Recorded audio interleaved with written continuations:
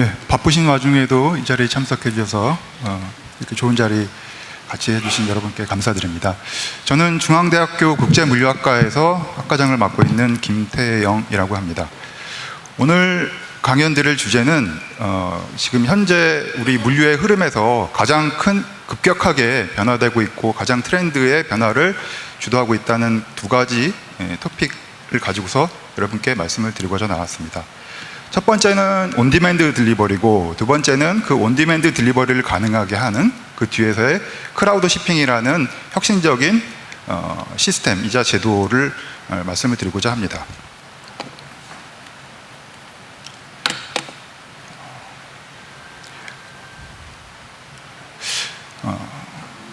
우리가 물류라고 하면 크게 나눠서 공급사로부터 시작해서 제조사를 거쳐서 이 유통망을 거쳐서 고객한테 배송되는 이 전체적인 흐름을 얘기를 하는 거고, 이 흐름 가운데 정보를 공유를 해서 이 흐름을 최적화시키는 부분을 SCM이라고 일컫고 있습니다.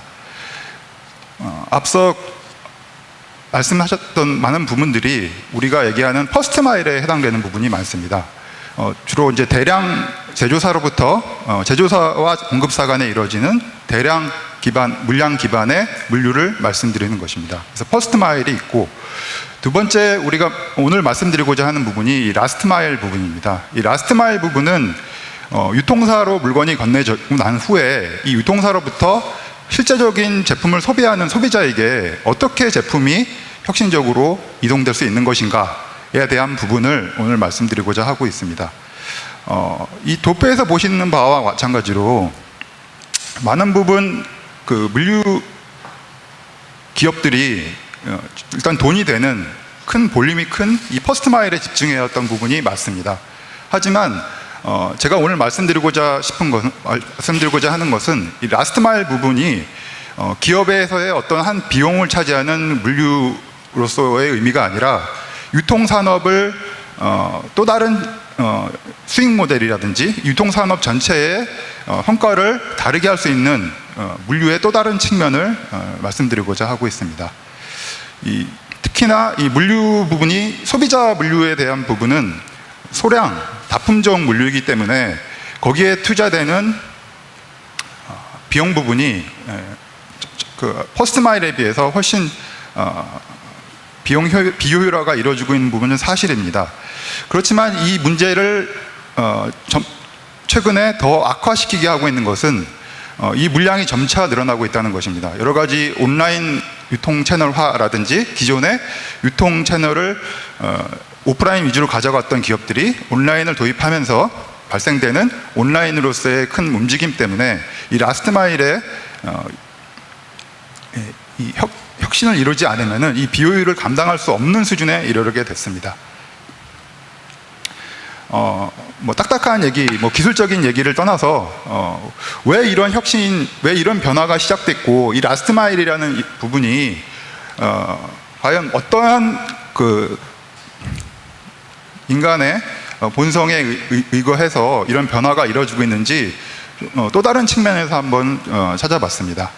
여러분들 그 마시멜로 테스트라는 마시멜로 실험, 스탠포드 대학에서 1970년도에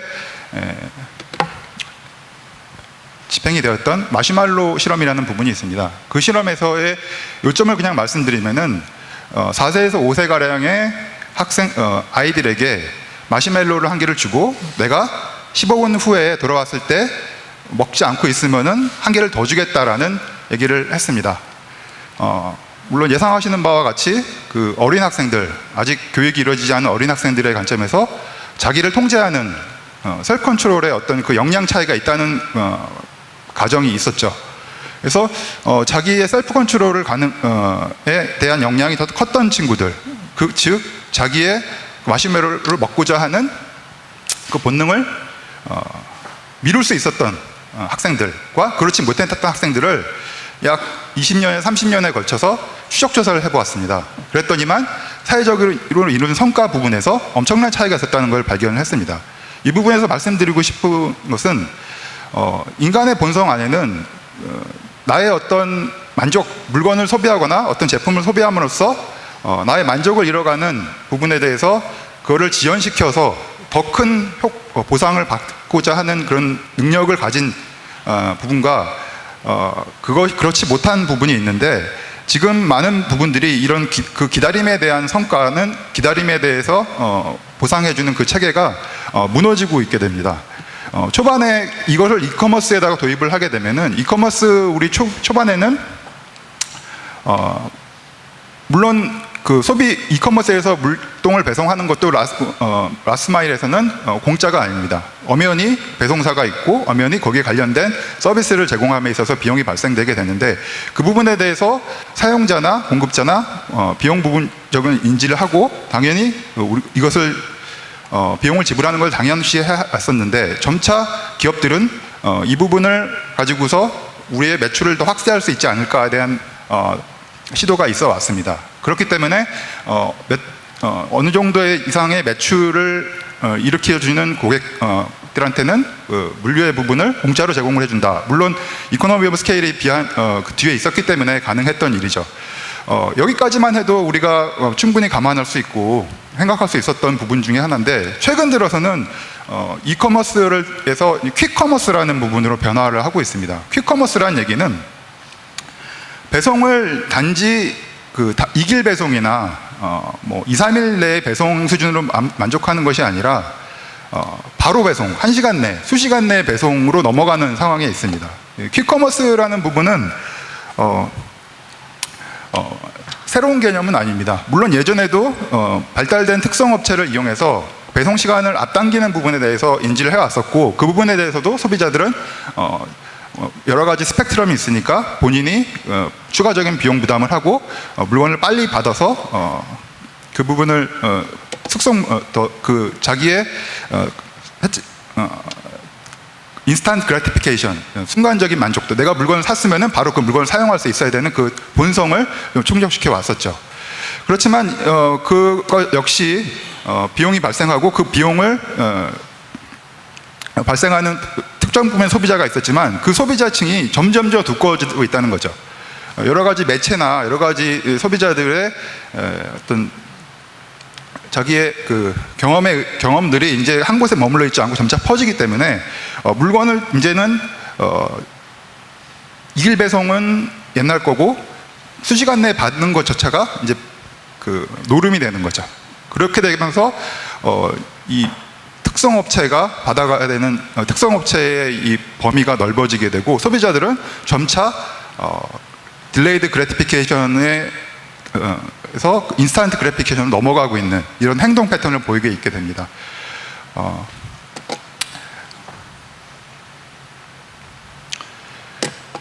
그러면은 이 소비자가 이 라스트 마일 이런 사회적인 변화의 시점에서 이 물류라는 이 라스트 마일을 이루고 있는 큰 세 가지 축을 먼저 말씀을 드려서, 어떤 변화들이 어떠한 요소들이 이러한 변화를 지금 감당하고 있느냐에 대해서 말씀드리고 싶습니다.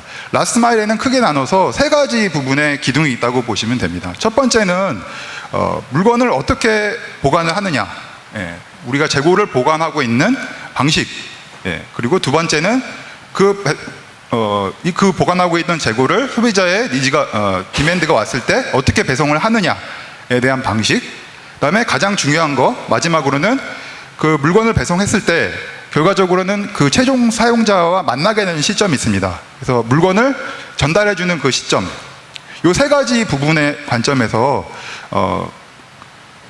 변화를 보시면 됩니다. 그래서 첫 번째, 우리가 물건을 보관하는 방식에서는 우리가 CDC라고도 하죠. 센트럴 데포. 우리가 그 유통사나 제조사가 운영하고 있는 물류 창고에서 물건을 보관하고 있다가 배송하는 방식. 물론 그 집가 때문에 그 물류 센터들이 사용자의 근처의 네이버후드에 존재하고 있을 수는 없는 상황이죠. 그렇기 때문에 아무리 좋은 네트워크를 가지고 특성을 가진 업체라고 하더라도 퀵커머스를 하기에는 무리가 생기는 것이죠. 그렇기 때문에 점차 발전되는 방식 중에 하나가 마이크로 데포. 예를 들어서 오늘 우리 여러분들이 모인 이런 시내 명동이나 이런 부분에까지도 사무실을 개조를 해서 조그만 마이크로 작은 창고라는 말씀이죠. 작은 창고를 운영해서 소비자가 주문이 왔을 때 바로 그곳에서 소비자에게 배송을 하게 되는 부분, 이런 유의 투자가 있지 않으면은 퀵커머스를 감당할 수가 없게 되는 거죠. 이거보다 한 단계 더 발전된 방식의 하나는 모바일 대포라고 해서 이렇게 고정된 부분이 아니라 소비자의 디맨지는 계속해서 바뀌기 때문에 한 곳을 계속 운영하면 고정비가 발생하기 때문에 소비자의 변동되는 그 디맨지 패턴을 따라서 그것을 AI로 분석을 해가지고 모바일 대포, 움직이는 창고라는 말씀이죠. 그래서 그 창고가 소비자의 어떤 그 실시간으로 바뀌는 디맨지에 의해서 이동을 하면서 소비자에게 배송을 해줄 수 있는 그런 방식까지 지금 운영이 되고 있습니다. 그거는 이제 보관에 대한 부분이고, 이 보관에 대한 부분은 물리적으로 제품 자체가 고객 최종 소비자하고 멀리 있으면은 퀵커머스를 감당할 수 없기 때문에 가까이 물건을 두자라는 부분이고, 이런 마이크로 대포라는 부분이 소비자의 분포가 워낙 다양하기 때문에 이 부분을 다 감당을 하기 위해서는 수많은 대포가 필요할 것이고, 그 대포를 관리, 유지, 더군다나 거기에 재고를 보관하는 데는 수많은 엄청난 비용이 투자가 되게 되는 것입니다. 그 다음에 이제 운송 부분인데요. 이 운송 부분은 우리가 흔히 알듯이 여러 가지 비클을 이용해서 배송을 하는 운송은 당연히 있어 왔습니다. 우리가 물류에서 혁신을 얘기할 때 어떤 기술에 의존하는 혁신도 있지만 기술이 아니라 물류의 참운전자들끼리 협업을 통해서 이뤄내는 혁신도 있습니다. 그래서 제가 오늘 말씀드리고자 하는 것은 여기에 해당되는 이 크라우드 shipping이라는 부분입니다. 이 크라우드 shipping이라고 하면은 우리가 잘 인지하기 어려운 단어긴 한데요. 직관적으로 우리가 크라우드 펀딩이라는 얘기는 많이 들어보셨지 않습니까? 일반 대중들이 물건의 제조나 물건의 마케팅이나 서비스를 만들어내는 회사의 그 과정에 참여를 해서 더 이상 그 제품을 소비하는 소비자가 아니라 그 물건의 참여자로 참여를 하는 거죠.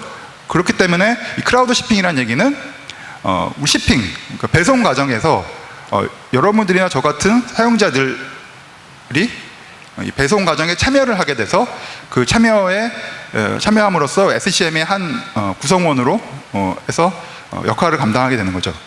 왜 이런 것들이 필요하게 될까요?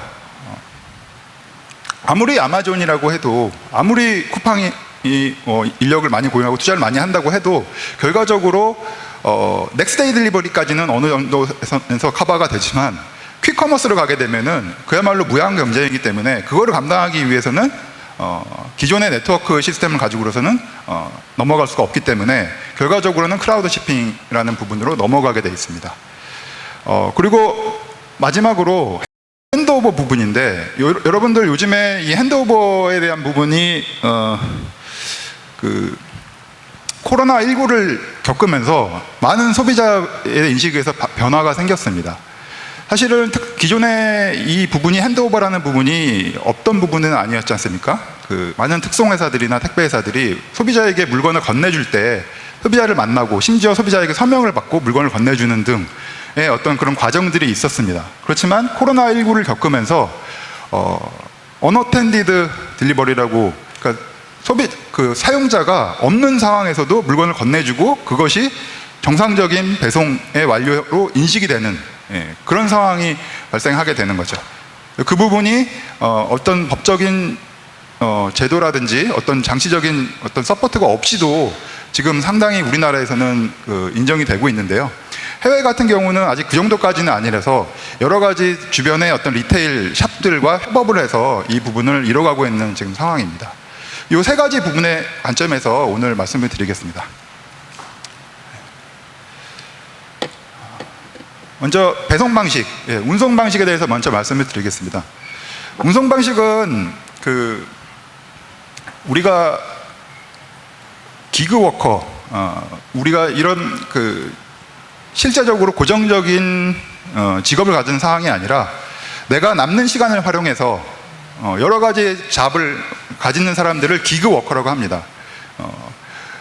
즉흥적인 콘서트를 열었던 어떤 그런 유해 행위에서 따온 단어인데요. 이 기그워커들이 점차 많아지게 있게 되고, 우리나라에서도 2022년 기반으로 23만 명에 해당하는 배송 관련 업무 종사자들이 있다고 얘기가 나오고 있습니다.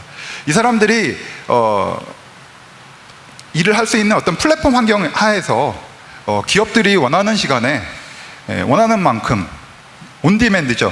온디맨드, 내가 사용한 만큼, 내가 이 어떤 풀을 유지하기 위해서 어떤 고정적인 비용을 투자하지 않고 내가 원할 때 원하는 만큼 물류 서비스를 이용할 수 있게 하는 거. 그 서비스를 가능할 수 있게 하는 거는 기존의 물류 방식, 직고용 방식의 물류 풀에서는 구현하기가 힘든 방식입니다. 그렇기 때문에 어떤 이런 플랫폼들, 우리나라에도 비슷한 플랫폼이 있죠. 뭐 부릉이라든지 그런 플랫폼들이 있는데, 그런 플랫폼을 기반으로 해서 일을 하고자 하는 기그 워커들, 제공자, 업무 제공자, 서비스 제공자로서의 기그 워커들, 그리고 그 물류 서비스를 이용하고자 하는 시퍼들, 그래서 그 소비자들, 이 두 부분이 만나서 서로 이런 그 고용 관계를 맺어주게 하는 이런 플랫폼 사업들이 지금 전 세계적으로 운영이 되고 있고, 그 부분들이 여러 가지 인더스트리에 지금 적용이 되고 있습니다. 그래서 오늘 특별히 말씀을 드리고자 하는 것은 그로서리, 우리가 장 보는 거를 현재는 이제 우리의 가장 일상적인 생활과 가깝긴 하지만 그 부분이 또 이커머스와 연동이 돼서 이그로서리라고 하는 큰 인더스트리로 지금 바뀌고 있고, 그 부분에 대해서 오늘 말씀을 드리고자 합니다. 우리가 사실 이 크라우드 shipping이 기업 사용자 관점에서는 굉장히 좋고, 또 물건을 이 서비스를 공급하고자 하는 사람 입장에서도 좀 더 자유롭게 내가 원하는 시간에 나의 노동력을, 남는 노동력을 활용하지 않는 노동력을 활용해서 돈을 벌 수가 있기 때문에 양자가 더 좋은 게 아니냐라는 말이 있지만, 우리가 지금 이런 기그 워커들이 일을 하감에 따라서 많은 부작용들이 지금 점차 나오고 있습니다.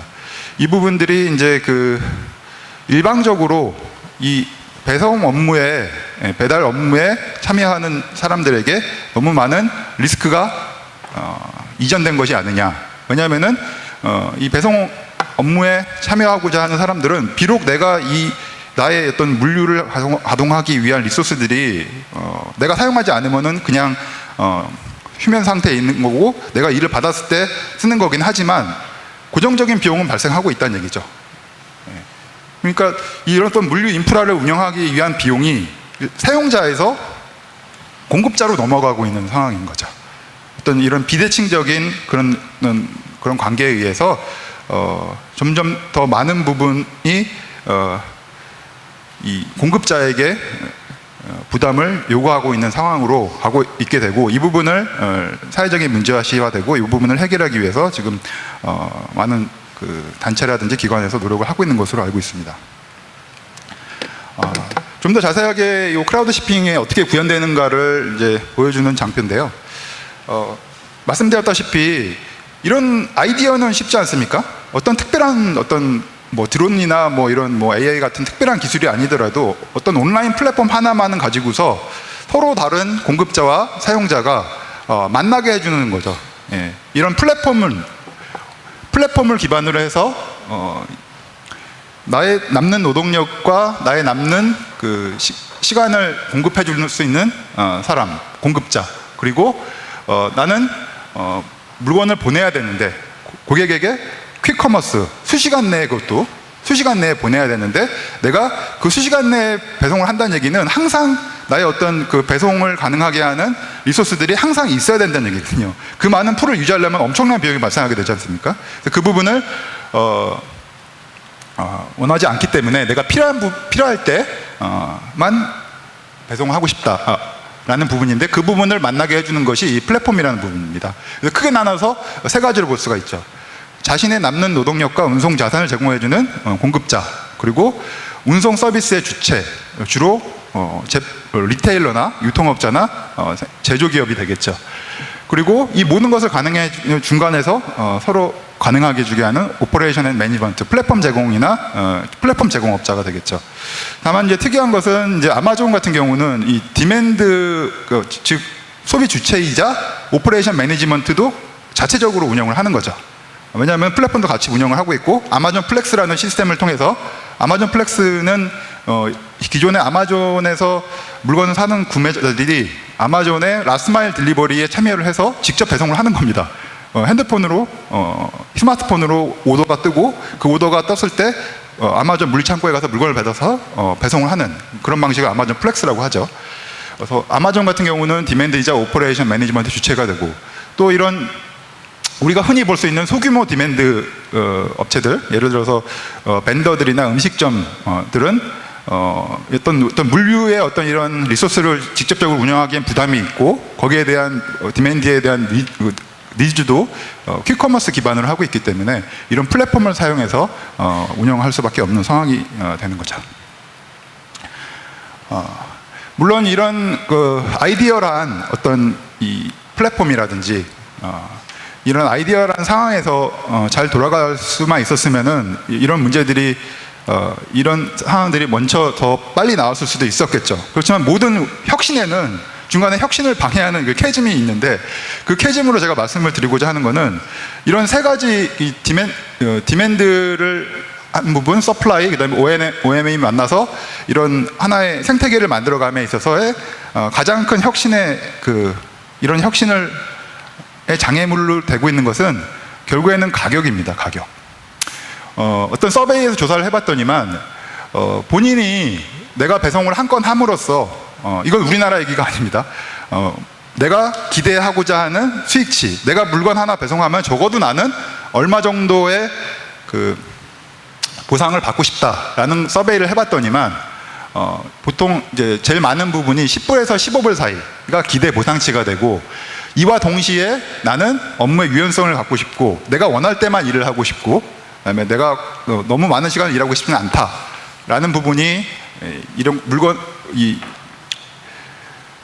크라우드 shipping을 공급하는 사람 입장에서의 기대치였고, 그래서 pay expectation 아니면은 이제 willingness, 내가 일하고 싶다는 의지, 그리고 내가 어느 정도 일하고 싶어야 되지 않은 그 capacity에 대한 부분은 이렇게 이런 양상을 보였고, 반대로 내가 이 배송 한 건을 플랫폼을 통해서 사용하고자 했을 때 내가 얼마 정도를 지불할 의지가 있느냐, 지불 의지가 있느냐, 그거는 여기 보시면은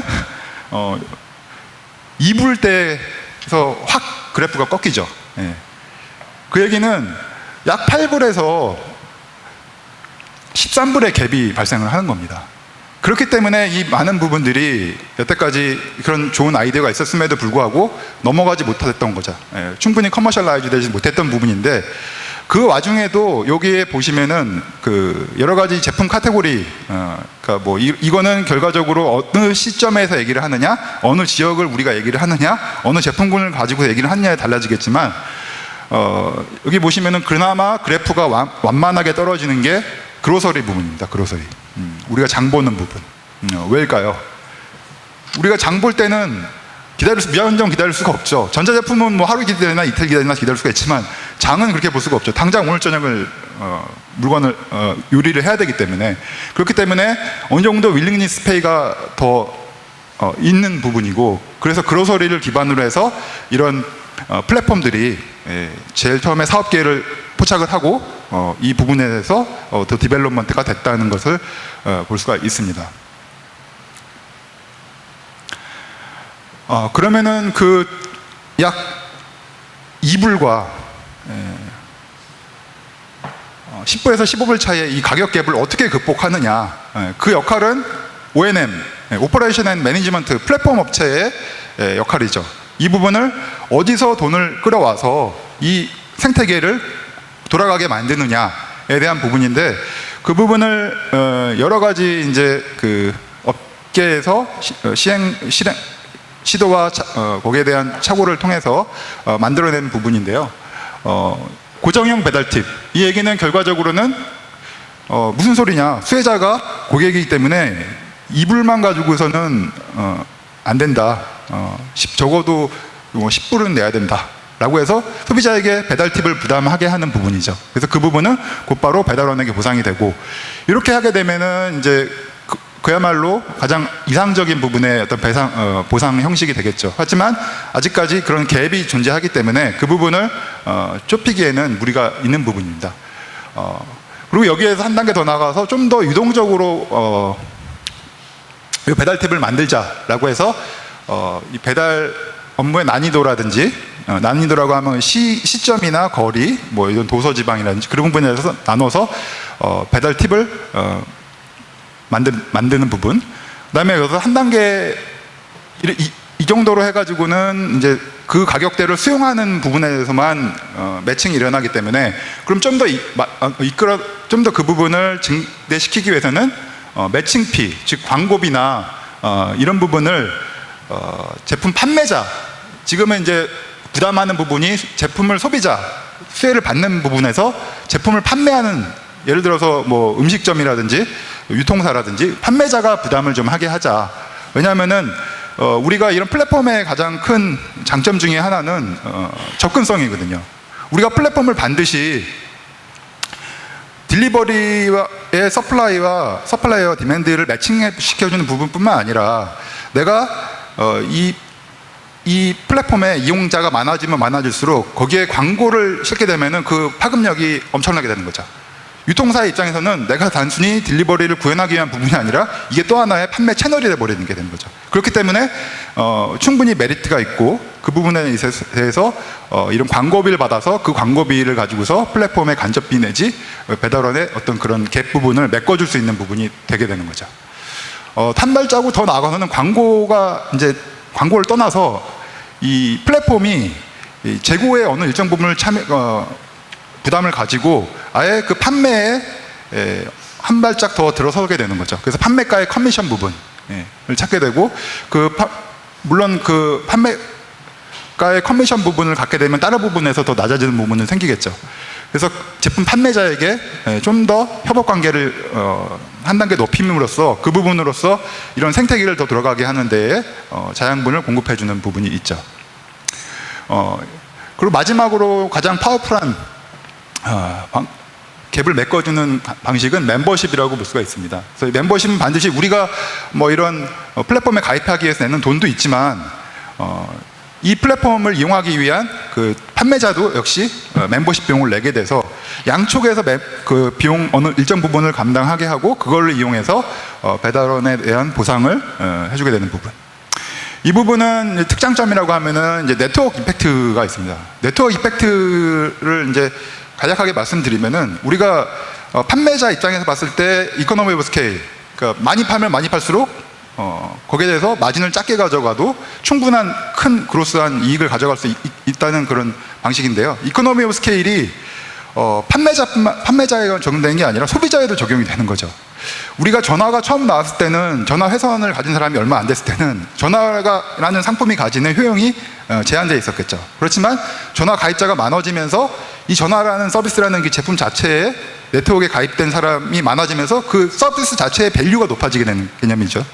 마찬가지로 이 플랫폼도 플랫폼의 멤버십에 가입되는 사람이 적었을 때는 이 플랫폼의 밸류가 낮았겠죠. 하지만 이 플랫폼의 가입자가 많아지면 많아질수록 이 플랫폼이 가지는 밸류가 높아지게 되고 그로 인해서 좀 더 많은 이득이라든지 그리고 이 플랫폼에서 바인딩해서 이 플랫폼을 떠날 수 없고 계속 이용하게 하는 그런 효과들이 생기게 되는 거죠. 그래서 이런 부분들을 활용해서 결과적으로 이런 가격의 간극을 메꾸고 거기에 추가적으로 어떤 마케팅이라든지 그리고 가장 결정적으로는 이 플랫폼에 참여해서 업무를 하는 서플라이어들, 나의 노동력을 제공하는 이 배달 업무에 종사하는 기그 워커들이 효율적으로 업무를 할 수 있게 AI라든지 여러 가지 GPS 기반 정보를 활용해서 정확한 효율적인 배송 라우트를 실시간으로 제공을 하고 시시각각 바뀌는 소비자의 어떤 니즈의 변화 사항들도 같이 공유를 하면서 이 플랫폼에서 일을 했더니만 나의 업무 효율이 훨씬 높아졌더라. 이런 관점이 있어야 디맨드 쪽에서도 그 서플라이 쪽에서도 풀이 더 커지게 되는 것이죠. 그래서 이런 부분들이 결과적으로는 O&M, 오퍼레이션 앤 매니지먼트 플랫폼 운영하는 회사에서 기대되는 역할입니다. 그 다음에 두 번째, 이 부분을 이제 오늘 제일 강조해서 말씀을 드리고 싶은데요. 크라우드 shipping 부분과 별도로 제품을 어디서 보관하느냐에 대한 방식입니다. 우리가 그 온라인 리테일러, 퓨어 플레이어라고도 하는데 오프라인 매장을 전혀 가지지 않고 온라인 매장만을 운영하면서 유통을 업에 종사하는 회사들이 많이 있습니다. 뭐 예를 들어서 아마존이나 쿠팡 같은 부분들이 그 부분에 해당되는 거죠. 이 업체들이, 이 인더스트리가 기존의 유통 인더스트리를 굉장히 디스럽션, 파괴적으로 변화를 시켰던 부분이 사실입니다. 그래서 많은 오프라인 기반의 유통 회사들이 어려움을 겪었죠. 그래서 이런 회사들은 주로 이제 온라인 DC라고, ODC, 온라인 DC라고 해서 굉장히 모든 부분이 자동화돼서 기계화돼서 사람이 거의 필요하지 않은 오퍼레이션을 운영하면서 효율적으로 풀필먼트 서비스를 운영을 하고 거기와 자체적으로 인소싱화, 자체적으로 내재화시킨 배송 네트워크를 활용해서 고객에게 최소한 일일 배송 정도는 아주 쉽게 배송할 수 있는 어떤 플랫폼이 공고하게 만들어놨죠. 표준화시켰죠. 그래서 이 부분들이 소비자에게 굉장히 잘 먹혀서 이 부분들이 유통의 어떤 근 한 10년 정도는 이 부분에 소비자들이 수용을 해서 많은 부분들이 온라인화 되고 있고, 이 부분들 때문에 기존에 오프라인 유통을 했던 사람들이 옴니 채널이라고 해서 나의 오프라인만 고집하지 않고 온라인 유통도 일부 참여하는 그런 현상을 만들어 왔죠. 여기서 끝이면은 이제 어떤 그 스토리의 여러분들이 흔히 매체에서 들어왔던 스토리의 끝이라고 볼 수가 있는데요. 그 부분을 뛰어넘는 또 다른 형태의 또 파괴적인 혁신이 다가왔습니다. 그 부분은 뭐냐면은 기존의 오프라인 유통업체들이 당하고 있을 수만은 없잖아요. 계속 당해왔던 거죠.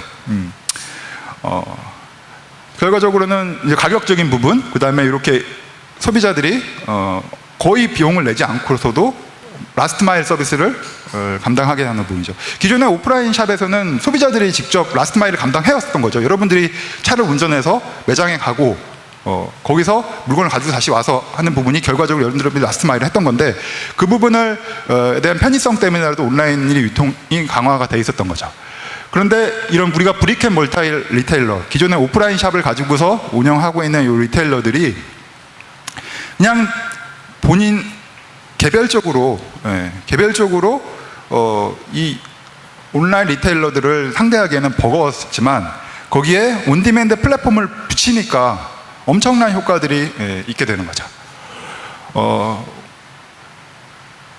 가장 큰 사례로 말씀드린 게 인스타카트라고 해서 쇼퍼, 그러니까 우리가 장 보는 사람이라고 하죠. 쇼퍼 서비스를 주창하면서 이런 그 오프라인 샵과 상생관계로 인해서 배송을 하는 부분이 있습니다.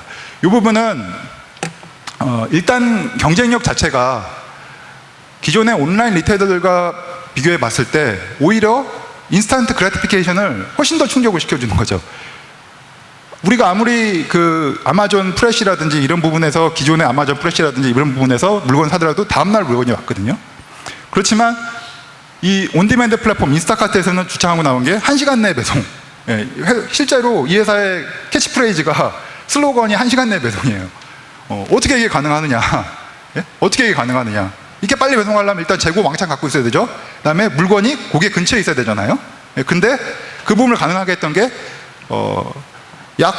그 쇼퍼라는 부분을 플렉서블 컨트랙을 기반으로 해서 고용을 해서 여러분들이 위치하고 있는 모든 오프라인 샵들, 예를 들어서 우리가 장을 볼 때 우리가 여러분들이 들르는 동네에 어떤 그런 식료품점들 있지 않습니까? 그 부분에 거기에다가 다 그 플렉서블 컨트랙을 기반해서 쇼퍼들, 장을 대신 봐주는 사람들을 보낸 거죠.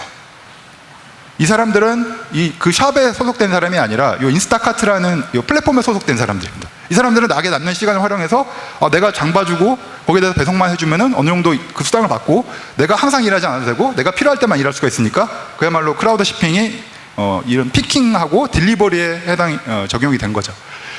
이게 브릭앤몰타르랑 붙였을 때 왜 이득이냐? 아마존 리테일러 같은 경우는 자기가 충분한 재고와 자기가 또 그 효율성 있는 네트워크를 운영하기 위해서 꾸준하게 비용이 발생하게 됩니다. 하지만 이 온디맨드 플랫폼, 예를 들어서 인스타카트 같은 경우는 본인이 재고를 운영할 필요가 없죠.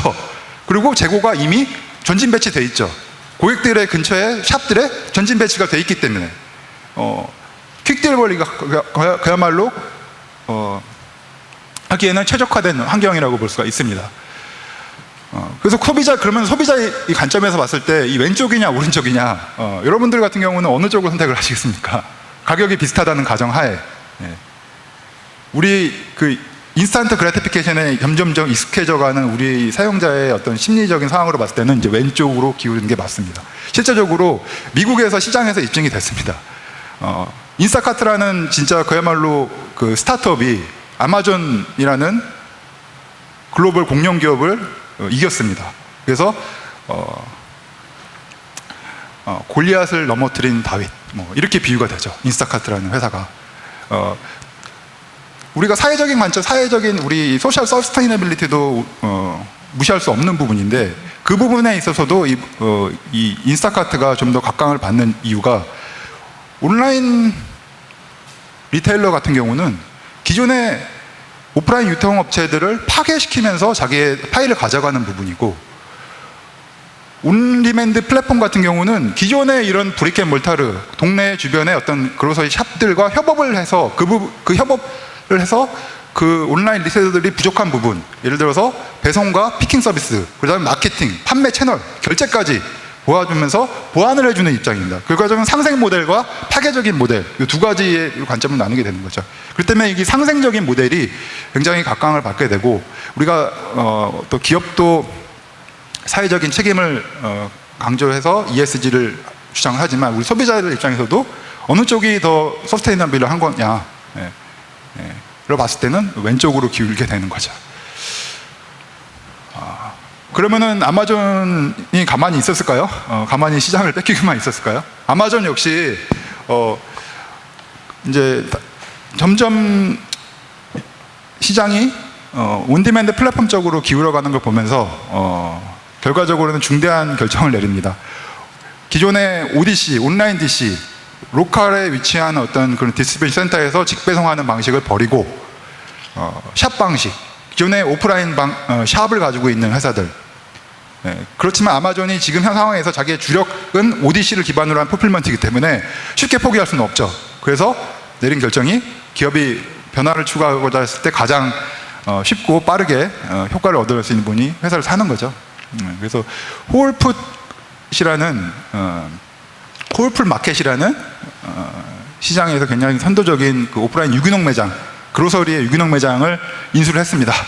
그래서 재고를 자기 ODC에서만 공급하는 게 아니라 이 홀풋 마켓이 갖고 있는 오프라인 샵을 통해서 배송을 하는 거죠. 그러니까 재고가 전진 배치된 효과가 생기는 거고, 또 자기네들은 어차피 그 많은 크라우드 시퍼들을 갖고 있기 때문에 연계만 시켜주면 되게 되는 거죠. 그래서 이런 식으로 와서 경쟁을 하고 있는데, 과연 어느 쪽이 더 이제 이 시장을 가져갈지 몇 년을 더 두고 봐야 될 것 같습니다. 그래서 이런 인스타카트가 한번 성공을 이루고 나니까 많은 경쟁자들이 생겼습니다. 그래서 물론 아마존은 기존의 강자였죠.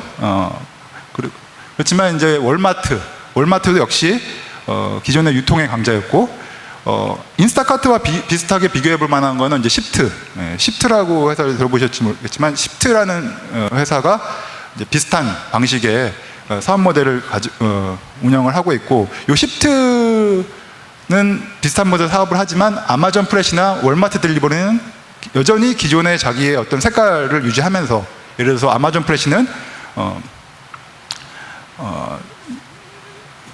온라인 유통 채널을 기존에 유지하면서 오프라인을 갖다 붙이는 방식으로 하고, 월마트 딜리버리는 기존의 유통의 오프라인 유통에 그야말로 가장 강자였기 때문에 어떤 재고들, 그 다음에 이 매장들을 기반으로 해서 배송 서비스를 수행하고 있었습니다. 그렇지만 인스타카트가 다른 그 기업들과의 차별화되는 점은, 인스타카트가 지금 이 플랫폼이 한번 소비자들에게 그 혁신적인 플랫폼으로 인지가 돼서 그 인스타카트에서 지금 일하고 있는 쇼퍼들이 우리나라의 배송에 참여하고 있는 참여자들이 23만 명이라고 했잖아요. 인스타카트는 약 60만 명의 쇼퍼들이 있습니다. 60만 명의 쇼퍼들이 전국에 8,000개의 매장에 나눠져서 지금 이 쇼핑 서비스를 대신 제공해주고 있기 때문에 이미 시장을 선도해서 굉장히 그 어떤 소비자들에게 어떤 하나의 카테고리로 인지가 된 거죠. 아까 얘기했듯이 이런 왼쪽에 이런 카테고리를 개척해서 이걸 시장에 도입시킨 혁신 모델을 돌아가게 한 회사가 되는 거죠. 그래서 이 부분이 이제 그러면은 우리가 그로서리에서 성공을 했으니까 여기서 이제 그치느냐? 회사라는 거는 계속해서 꾸준하게 혁신 모델을 만들지 않으면은 후발 주자에게 따라잡히기 때문에 인스타카트는 이게 그로서리 마켓에 성공했지만 이게 우리 가전 양품점에도 접목될 수 있지 않을까, 또 다른 유통에서도 계속 접목될 수 있지 않을까 해서 여러 가지 이제 그 모델들을 확장하고 있는 상황이 되고 있습니다. 그럼 마지막으로 이런 소비자 전달 방식의 변경, 이 부분 역시 혁신적인데, 첫 번째는 이제 도어 스텝 배송, 우리가 얘기했듯이 언어텐디드 딜리버리에 대해서 인지를 하고 컨펌을 한 사람들에게는 그냥 배송하는 거죠. 그리고 아니면은 이제 파슬라커, 유럽에 가시면은 지하철역마다 이런 파슬라커들이 굉장히 많습니다. 주로 이런 물류회사들이 부담해서 갖고 있는 부분이고요. 그다음에 파트너 연계 핸드오버들, 예를 들어서 동네에 가면은 뭐 꽃집이라든지 서점이나 마트들이 많습니다. 그리고 요즘에는 센트럴 서비스 포인트라고 해서 동네에 가장 큰 장에 보면은 딱 하나를 모아놓은 거죠. 그 안에 가면은 뭐 우표도 살 수 있고 여러 가지 소매의 어떤 간략한 부분들을 담당하는 부분인데, 거기에서 이제 배송을 하게 되고 거기서 물건을 찾아가는 방식. 아니면은 아예 개인이 개인 락커를 운영한다든지, 아니면은 이동형 락커. 그래서 이 배송 어쨌든 보면은 이제 셀프 서비스죠. 사용자가 라스트 마일로 자기 도어스텝으로 받아야 되는데 내가 그럴 시간이 안 되니까 정보를 AI를 통해서 계속해서 받게 되면은 이 모바일 락커들이 움직이면서 배송을 라스트 마일에서 이제 픽업을 하기 위한 소비자들이 많은 쪽으로 이동을 해가면서 그 거리를 최소화시켜서 사용자들에게 피킹 서비스를 가능하게 하는 이런 새로운 방식의 협업 모델, 아니면 이렇게 새로운 제품을 도입해서 만들어지는 혁신 방식들이 이런 소비자 전달 방식에서 일어나고 있습니다. 이게 기존의 물류업체에서의 시사점을 보게 되면은 우리가 생각해 볼 수 있는 게, 기존의 퍼스트 마일 쪽에서의 강자와 라스트 마일 쪽에서의 강자를 볼 수 있는데, 기존의 라스트 마일 쪽에서의 강자들은 이제 전문 특성 업체들이 있죠. DHL을 위시한 전문 특성 업체들이 기존의 네트워크를 이용해서 어떤 유통업체들에게 물류 서비스를 제공하고 있던 상황에서 점차 이렇게 온디맨드 플랫폼으로 그 물동이 넘어가고 있으면 되기 때문에 빠르게 변화의 제스처를 취하지 않으면은 자기의 물동이 적게 되고, 결과적으로 물류업체는 물동이 적게 되면은 서틀리먼트 떨어지기 때문에 예를 들어서 이제 그 온디맨드 플랫폼 회사를 아예 특성 회사가 구매를 한 거죠. 그래서 그 프랑스의 DPD라는 회사는 스튜어트라는 이런 온디맨드 플랫폼 회사를 그냥 아예 인수를 해버립니다. 그리고 퍼스트마일의 강자였던 프레이포워더들은 전 세계적으로 어떤 물류센터를 운영을 하고 있죠.